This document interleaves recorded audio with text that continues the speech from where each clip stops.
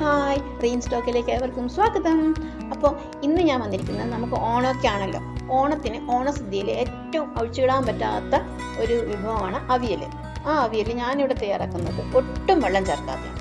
അതെങ്ങനെയാണ് തയ്യാറാക്കുന്നത് നമുക്ക് നോക്കാം. അപ്പോൾ അവിയൽ ഉണ്ടാക്കാനായി ഞാനിവിടെ എടുത്തിരിക്കുന്നത് മൺചട്ടിയാണ്. മൺചട്ടിയിൽ തീരെ വെള്ളമൊന്നും ഇല്ലാത്തൊരു മൺചട്ടിയാണ്. നമ്മുടെ നാടൻ രീതിയിൽ തന്നെ നമുക്ക് അവിയൽ തയ്യാറാക്കാം. നിങ്ങളുടെ അടുത്ത് മൺചട്ടി ഇല്ലാന്നുണ്ടെങ്കിൽ നിങ്ങൾക്ക് സാധാരണ ഏത് പാത്രത്തിൽ വേണമെങ്കിലും ഉപയോഗിക്കാം. പിന്നെ ഞാനിവിടെ എടുത്തിരിക്കുന്ന പച്ചക്കറികൾ ക്യാരറ്റ്, ചേന, മുരിങ്ങയ്ക്ക, വാഴയ്ക്ക, കുമ്പളങ്ങ, പിന്നെ പച്ചമുളക് കുറച്ച് നല്ലതുപോലെ എടുത്തിട്ടുണ്ട്. അതിൽ ചേന നൈസായിട്ട് അരിയണം, കാരണം വെള്ളമൊന്നും ചേർക്കാതെയാണ് നമ്മളിത് തയ്യാറാക്കുന്നത്. പിന്നെ ഇതിലേക്ക് ഒരല്പം മഞ്ഞൾപ്പൊടി, പറഞ്ഞാൽ ഒരു 1/4 ടീസ്പൂണ്, അധികം വേണ്ട. പിന്നെ അടുത്തതായിട്ട് ഞാൻ ചേർക്കാൻ പോകുന്നത് കല്ലുപ്പാണ്. നിങ്ങളുടെ കല്ലുപ്പില്ലെങ്കിൽ നിങ്ങൾക്ക് പൊടിയുപ്പ് ചേർത്താലും മതിയാവും, പക്ഷേ കല്ലുപ്പാണ് കുറച്ചുകൂടി ടേസ്റ്റ് തോന്നുന്നത്.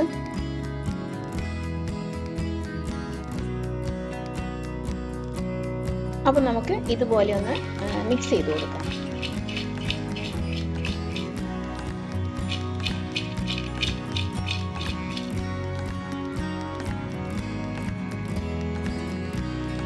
അപ്പോൾ മിക്സ് ചെയ്തതിന് ശേഷം ഇതുപോലെ ഒരു വാഴയില എടുത്ത്, വാഴയില നല്ലതുപോലെ കഴുകിയതിന് ശേഷം ഇതുപോലെ എല്ലാ വശവും നല്ലതുപോലെ കവർ ചെയ്ത് നമുക്ക് അടച്ചു വയ്ക്കാം. വാഴയില ഇല്ലെങ്കിൽ നല്ലൊരു ടൈറ്റുള്ള ഒരു ടോപ്പായാലും മതി. ഇതുപോലെ കവർ ചെയ്തതിന് ശേഷം നമുക്ക് മൺചട്ടി കൊണ്ട് തന്നെ അടച്ചു വയ്ക്കാം.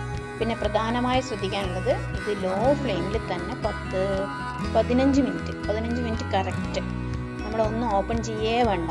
15 മിനിറ്റ് കറക്റ്റ് ലോ ഫ്ലെയിമിൽ, തീ കൂട്ടാനേ പാടില്ല. ഈ പച്ചക്കറികളൊക്കെ വേവുന്ന സമയം കൊണ്ട് നമുക്ക് എന്ത് തയ്യാറാക്കാം? നമുക്ക് അതിലേക്ക് ചേർക്കാനുള്ള തേങ്ങയും അതിൻ്റെ മസാലക്കൂട്ടുകളൊക്കെ തയ്യാറാക്കാം.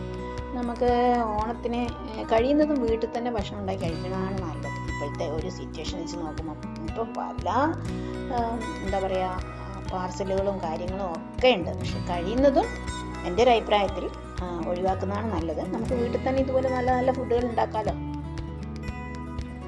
ഇതിലേക്ക് ഞാൻ ചേർത്തിരിക്കുന്നത് 3-4 ചെറിയ ഉള്ളി, പിന്നെ ഒരു 2-3 പച്ചമുളക് ചേർത്തു. പിന്നെ അതുകൂടാതെ ചെറിയ ജീരകം 1 ടീസ്പൂൺ, പിന്നെ കുറച്ച് കറിവേപ്പില. പച്ചമുളക് കൂടുതലായിട്ട് ചേർക്കണം, എന്ന് വെച്ചാൽ നമ്മൾ ഈ അവിയലിൽ നമ്മൾ മുളക് പൊടിയൊന്നും ഉപയോഗിക്കണില്ല. നമുക്കിതൊന്ന് അരച്ച് കൊണ്ടുവരാം. ഇത് അരയ്ക്കുന്നത് പറഞ്ഞാൽ ഒരു 2 സെക്കൻഡ് ഇതുപോലെ വേണം അരച്ചെടുക്കാൻ. ഒരുപാട് അരിയാൻ പാടില്ല. നമ്മൾ അവിയലാണല്ലോ, അവിയലിന് ഒരുപാട് അരിയാൻ പാടില്ല. എന്നിട്ട് നമുക്കിതൊരു പാത്രത്തിലേക്ക് മാറ്റാം.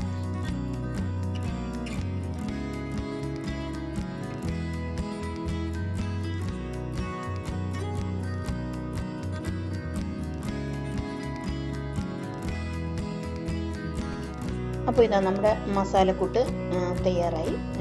അവിയലിൽ ചേർക്കാനുള്ള മസാലക്കൂട്ട് റെഡി. എന്താ 15 മിനിറ്റ് കഴിഞ്ഞതിന് ശേഷം ഞാൻ തുറന്നു നോക്കിയപ്പോൾ എല്ലാം ഓൾമോസ്റ്റ് എല്ലാം കുക്കായിട്ടുണ്ടായിരുന്നു. ഇത് കണ്ടല്ലോ. അപ്പോൾ ഇത് നമുക്ക് പതുക്കെ ഒന്ന് ഇളക്കി കൊടുക്കാം. അടിഭാഗം അങ്ങനെ പിടിച്ചിട്ടൊന്നും ഇല്ല, പച്ചക്കറി ഒന്നും പിടിച്ചിട്ടില്ല. നമ്മൾ ലോ ഫ്ലെയിമിൽ തന്നെയാണുള്ളത്. എന്നിട്ട് അതിന് ശേഷം നമ്മൾ തീ ഓഫ് ചെയ്യും. ഇതിലേക്ക് 2 ടേബിൾ സ്പൂൺ തൈരാണ് ഞാൻ ചേർക്കുന്നത്. തൈര് എല്ലാവർക്കും, ചിലർക്ക് നല്ല പുളി വേണ്ടി വരും, ചിലർക്ക് അത്ര പുളിയൊന്നും ആവശ്യമുണ്ടാവില്ല. അപ്പോൾ അതൊക്കെ ഓരോരുത്തരുടെ ഇഷ്ടത്തിനനുസരിച്ച് ചേർക്കുക. എന്നിട്ട് ഇതുപോലെ പതുക്കെ ഒന്ന് ഇളക്കി കൊടുക്കുക. ഒരുപാട് സ്പീഡിൽ ഇളക്കാൻ പാടില്ല. അപ്പോൾ നമ്മൾ ഈ അവിയലിനൊക്കെ നീളത്തിലാണല്ലോ മുറിച്ചിടുന്നത്. അപ്പോൾ പതുക്കെ ഒന്ന് ഇളക്കി കൊടുക്കുക. നേരത്തെ പച്ചക്കറി വേവിക്കുമ്പോൾ നമ്മൾ ഉപ്പ് ചേർത്തിട്ടുണ്ടായിരുന്നു. അപ്പോൾ അത് ഇത്തിരി കുറവുണ്ടായിരുന്നു. അതൊക്കെ ഓരോരുത്തർ നോക്കിയിട്ട് ചേർക്കുക. അത് ഞാൻ കല്ലുപ്പ് തന്നെയാണ് ചേർത്തിരിക്കുന്നത്. എന്നിട്ട് നമുക്ക് ഇതുപോലെ ഒന്ന് ആക്കി കൊടുക്കാം. ഇളക്കാതെ ഇതുപോലെ ചെയ്യുന്നതാണ് നല്ലത്. പിന്നെ നേരത്തെ തയ്യാറാക്കി വെച്ച തേങ്ങ ഉണ്ടല്ലോ, മസാലക്കൂട്ട്, അത് ഇതിലേക്ക് ചേർത്ത് കൊടുക്കുക. ഇതൊക്കെ സ്വിച്ച് ഓഫ് ചെയ്തിട്ട് വേണം. ഈ പച്ചക്കറി വന്നതിന് ശേഷം നമ്മൾ തീ ഓഫ് ചെയ്യണം. എന്നിട്ട് വേണം നമ്മൾ ഈ തൈര്, തേങ്ങയുടെ കൂട്ട് ഒക്കെ ചേർത്ത് കൊടുക്കാം. എന്നിട്ട് നമ്മൾ പതുക്കെ എല്ലാ ഭാഗത്തും ഇത് പതുക്കെ ഒന്ന് ഇളക്കി കൊടുക്കുക. പിന്നെ ഇതുപോലെ മിക്സ് ചെയ്തതിന് ശേഷം നമ്മൾ മൺചട്ടി കൊണ്ട് ഒരു 5 മിനിറ്റ് ലോ ഫ്ലെയിമിൽ അടച്ചു വയ്ക്കുക. അത് ആ തേങ്ങയുടെയും തൈരിൻ്റെയും ഒക്കെ കൂട്ട് ഇതിലേക്ക് നല്ലതുപോലെ പിടിക്കാൻ വേണ്ടിയാണ് അങ്ങനെ ചെയ്യുന്നത്. ഇത് കണ്ടല്ലോ, അടിഭാഗത്തൊന്നും കരിഞ്ഞു പിടിച്ചിട്ടൊന്നുമില്ല. ഇത് കണ്ടല്ലോ, ചേനയൊക്കെ നന്നായി വെന്തിട്ടുണ്ട്. അതിന് വേണ്ടിയിട്ടാണ് ചേന നൈസായിട്ട് കട്ട് ചെയ്യണമെന്ന് പറഞ്ഞത്. കാരണം ചേനയാണ് ഏറ്റവും കൂടുതൽ വേവുള്ളത് ഈ അവിയലിൽ വെച്ചിട്ട്.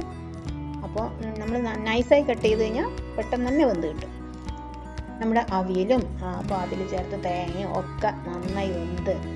അപ്പോൾ ഞാനിതിൽ സ്വിച്ച് ഓഫ് ചെയ്യാം.